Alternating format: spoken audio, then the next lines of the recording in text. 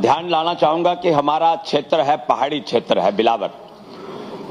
ये जो आईटी के विषय में यहां आ रही है बात, अब वहां पे टीचर्स या स्टूडेंट्स पढ़ने के लिए तो ये लोग करेंगे कि भाई आईटी सेक्टर में हैं तो नेचुरली उनका साइबर चलना चाहिए, इंटरनेट चलना चाहिए। एकदम पोर है वहां पे, पहाड़ी क्षेत्र जितना भी है हमारा, तो उसके ऊपर थोड़ा ध्यान दीजिए। जैसे बग्गन है, ध्योता है, मड़हूण है, कटली है, किशनपुर, लोटनू, ये सारा एरिया जो है एक तरह से मान के चलो तो ये डिस्कनेक्ट है।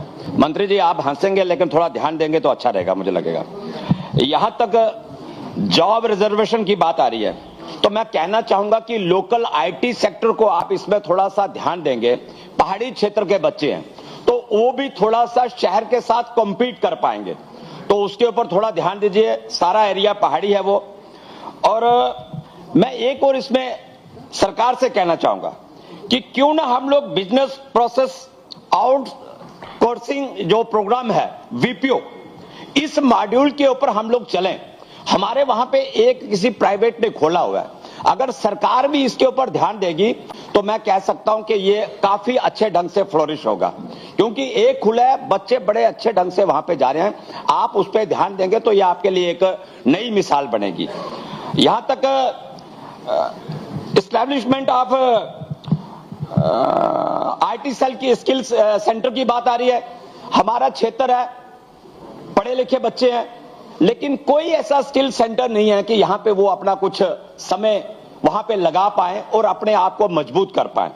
एक मैं और एक ध्यान देना चाहूंगा, आप शायद कह रहे थे कि कुछ 50-50 लाइटें आप शायद कुछ देने का, ऐसा मैंने सुना। यहां पे मेरा निवेदन है कि अनइलेक्ट्रिफाइड जो एरिया है मेरे क्षेत्र में, मैंने आदरणीय मुख्यमंत्री जी यहां पे बैठे, मैं उनके ध्यान में भी लाया था, 250 परिवार हैं वहां पे, तो हम 50 लाइटें कहां पे दे पाएंगे, तो उसके ऊपर भी एक बार जरा ध्यान दे देंगे तो वो अच्छा रहेगा। यहां तक आपने डिपार्टमेंट फूड सिविल सप्लाईज की बात की है, कंज्यूमर अफेयर्स की, स्टाफ की इतनी शॉर्टेज है साहब, मैं क्या कहूं। मेरा विधानसभा चुनाव क्षेत्र है, टीएसओ नहीं है वहां पे। जिसने सारा चलाना है सिस्टम वो दो विभागों को चला रहा है, एक तो बसोली को चला रहा है, दूसरा 3 दिन वो बिलावर को चला रहा है। यहां पे टीएसओ नहीं होगा तो वहां पे अधिकारी कहां आएंगे, स्टाफ कहां होगा वहां पे। मतलब ये एक बहुत बड़ी दिक्कत आ रही है।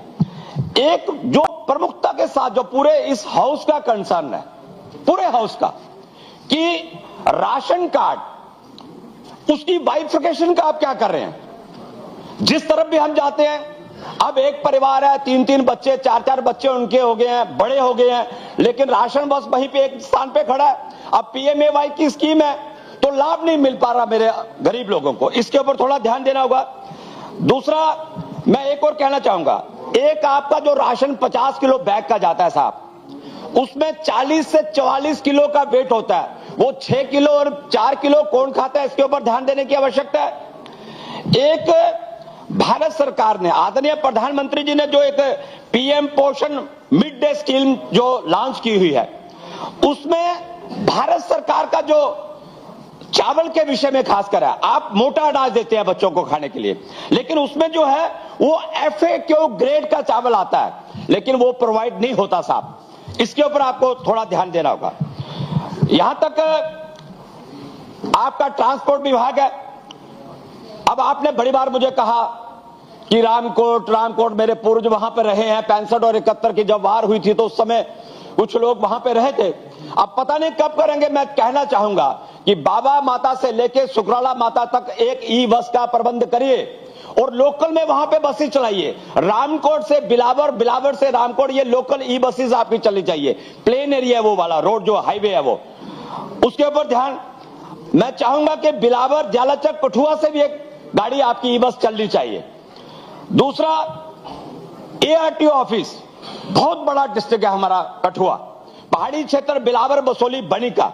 आप इसमें एक सब ARTO ऑफिस लेके आइए ताकि लोगों को सुविधा रहेगी। 2 दिन लगते हैं उनको कठुआ जाने और आने में, तो वो एक आपके लिए अच्छा सिम्टम रहेगा मुझे लग रहा है। और फिर मैं आ रहा हूं आपके स्पोर्ट्स के ऊपर। मैं सर कंपाइल कर रहा हूं, घंटी ना बजे आपकी, इसके लिए मैं जरा जल्दी में।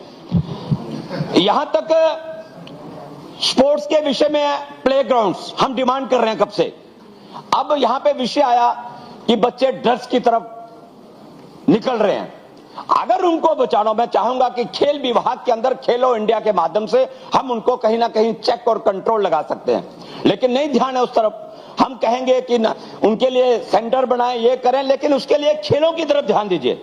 मैं चाहूंगा कि आप हमें प्लेग्राउंड दीजिए, चाहे मेरा शुरुआत होती है शेरी मुनि, परनाला, पल्लन, रामकोट, भड्डू, फिंतर, ये सारे एरियाज हैं, यहाँ पे अच्छे स्पॉट्स हैं, आप उनके लिए मेंशन करिए, हमें बुला लीजिए, हम आपको बता देंगे साहब यहाँ पे ये प्लेग्राउंड बन सकते हैं।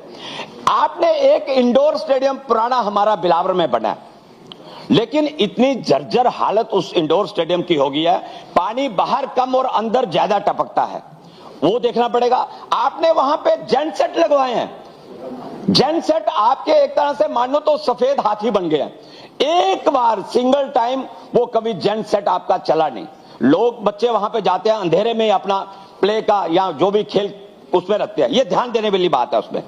और यहां तक मैं चाहूंगा कि एक स्पोर्ट्स एकेडमी, शहरों के अंदर तो सब घूमेंगे, लेकिन बच्चे जो हैं, गरीब मां बाप का बच्चा ही खेल के अंदर मुझे लगता है कि स्पर्धा के अंदर आगे बढ़ता है, और गांव से बच्चा निकलता है। एक स्पोर्ट्स एकेडमी मेरे क्षेत्र में दे दीजिए, मैं आपको विश्वास दिलाता हूं मेरे बच्चे दूर पहुंचेंगे। सर बस 2 minute sir, 2 minute sir, sir 1 minute sir, 1 minute.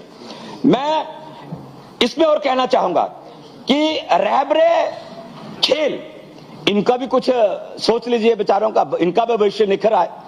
Shortage of staff, ये तो है ही है, फिजिकल टीचर्स की बड़ी दिक्कत है, उसके बारे में सोचिए।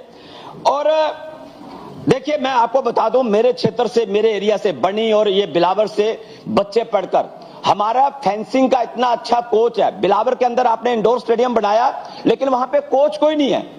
क्यों ना आप यहां पे कोचेस को, वहां पे फेंसिंग का इतना अच्छा कोच छोटू लाल, जिसने जम्मू के बच्चों को मैं कहता हूं कि द्रोणाचार्य के रूप में आगे बढ़ाकर और हिंदुस्तान में आगे भेजा फेंसिंग में, और इतने अच्छे उसके द्वारा निर्मित किए गए बच्चे जो हैं वो आज खेल के अंदर बढ़ रहे हैं। मैं चाहूंगा कि आप खेल की तरफ, और ये जो मैंने विभागों का आपके विषय में लाया, आप करेंगे और उसके ऊपर ध्यान देंगे तो हम आपकी तरफ बढ़ेंगे। लेकिन आप खाली ये मेरी तरफ करके इशारा तो फिर ऐसे कर देंगे, तो ये ना हो, तो थोड़ा ध्यान दीजिए। धन्यवाद आपका साहब।